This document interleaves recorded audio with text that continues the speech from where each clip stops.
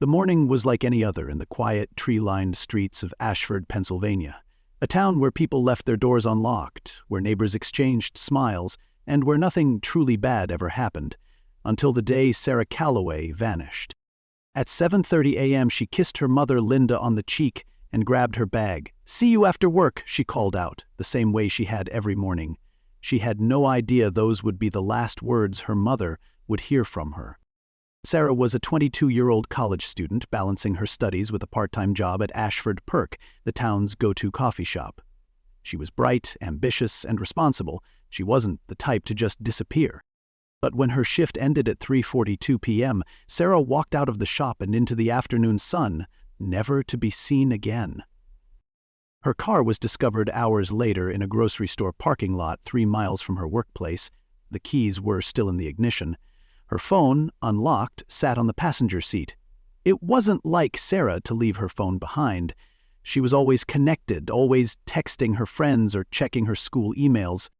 The security cameras in the lot should have captured everything, but when Detective Mark Reynolds reviewed the footage, his stomach twisted. The video cut out at exactly 3:57 p.m. 1 second Sarah's car was there, the next, the screen glitched, and she was gone. At first, the police thought maybe she had left on her own, but Linda Calloway was certain something was wrong. Sarah had plans. She was applying for internships. She wouldn't just up and leave. Then came the email. Sent anonymously to the local police station, it contained only 5 words. "You're looking in the wrong place." Reynolds stared at the screen, a chill running down his spine. Sarah wasn't just missing. Someone wanted her to stay missing. And they were watching. Detective Mark Reynolds had been with the Ashford Police Department for over 20 years. He had worked missing person cases before. Some ended in joyful reunions, others in heartbreak. But something about Sarah Calloway's disappearance felt different. It felt deliberate. The first 48 hours were crucial. The longer Sarah remained missing, the less likely they were to find her alive. Reynolds started with her last known location, Ashford Perk. The coffee shop's security footage showed Sarah leaving at exactly 3:42 p.m.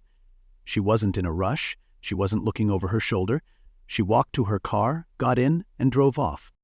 Her next known location, the grocery store parking lot where her car was found, 3 miles away, a place she never visited, according to her mother. The problem was the surveillance footage.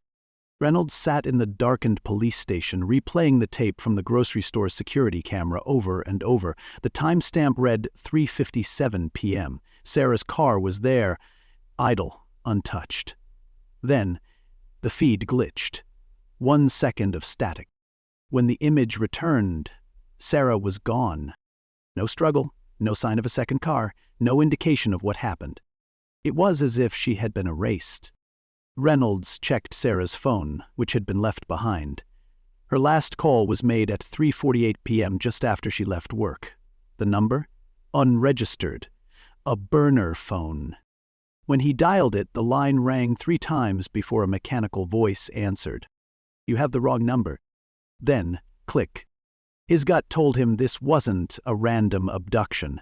Sarah had been speaking to someone. She had driven to that parking lot for a reason. Then there was the email. "You're looking in the wrong place."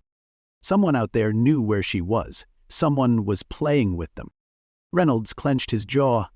He had dealt with criminals who thought they were smarter than the police before, but this wasn't just a case to him anymore.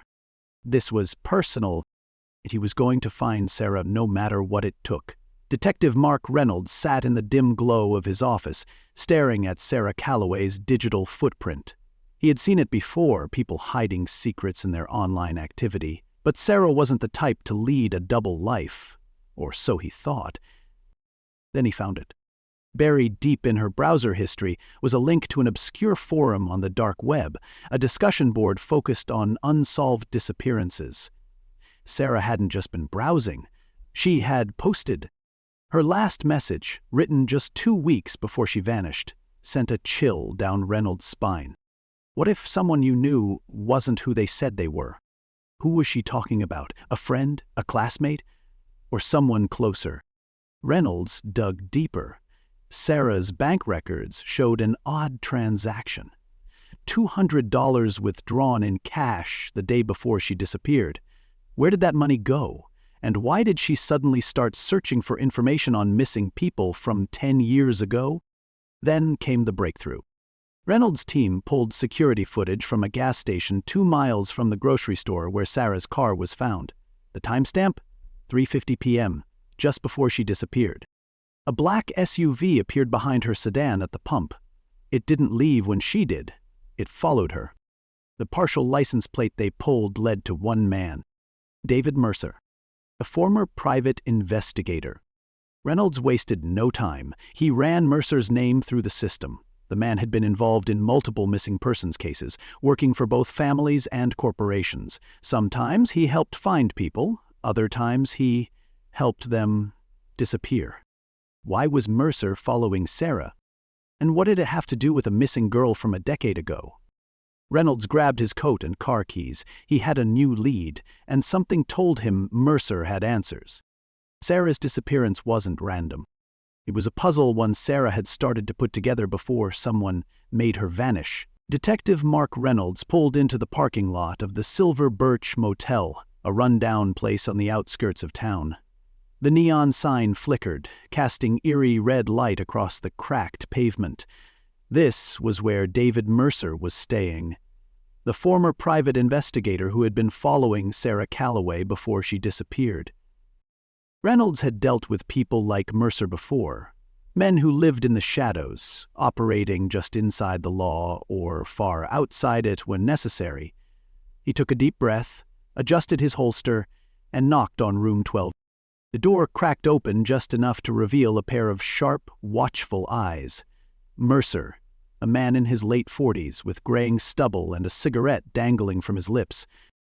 "You're Reynolds," he said, exhaling smoke. "I figured you'd come."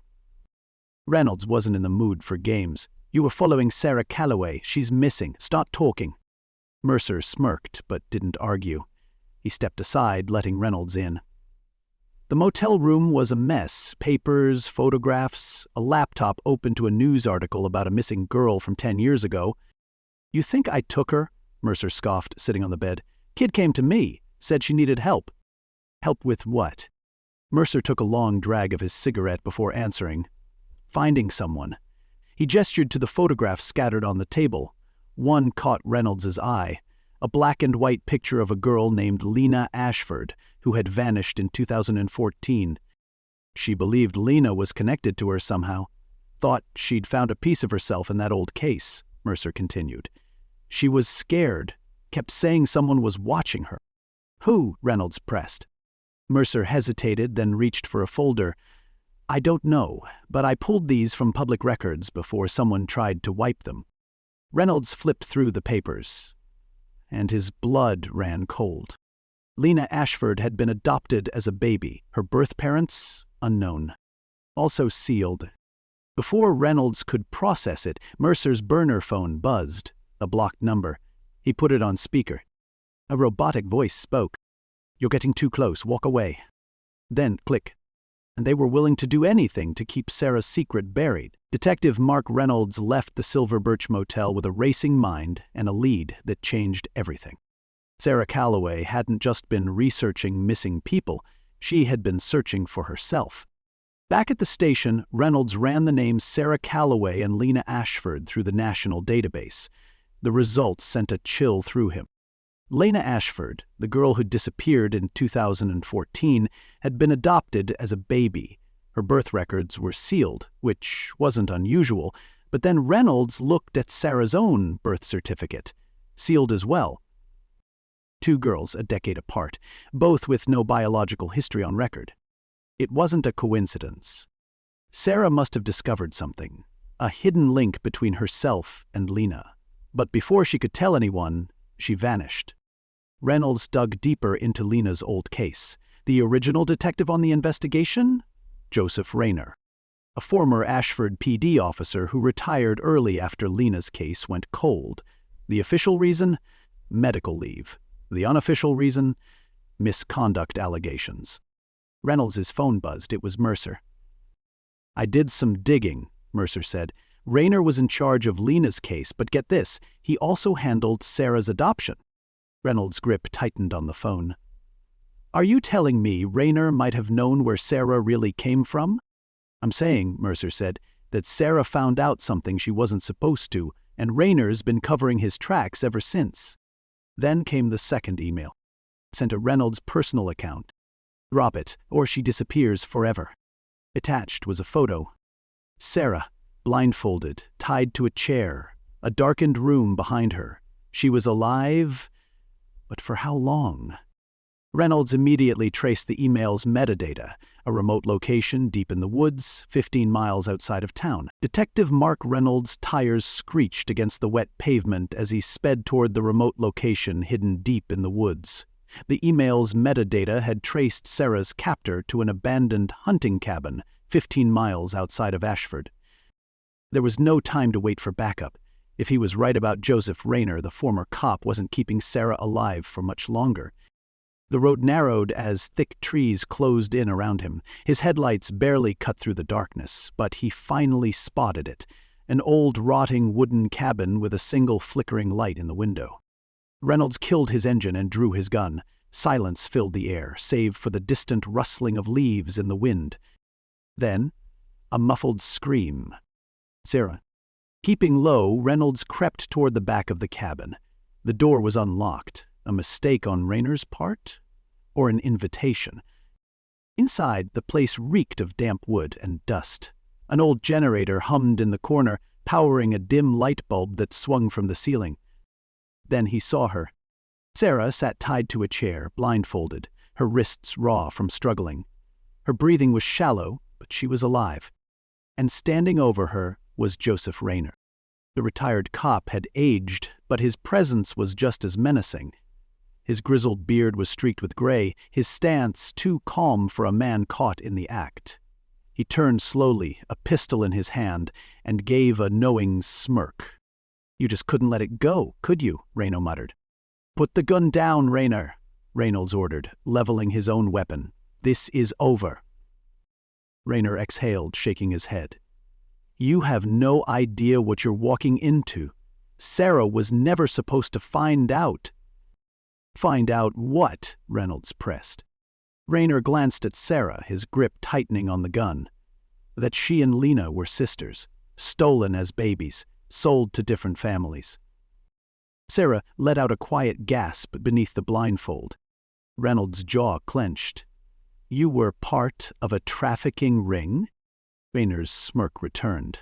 And you'll never catch the others.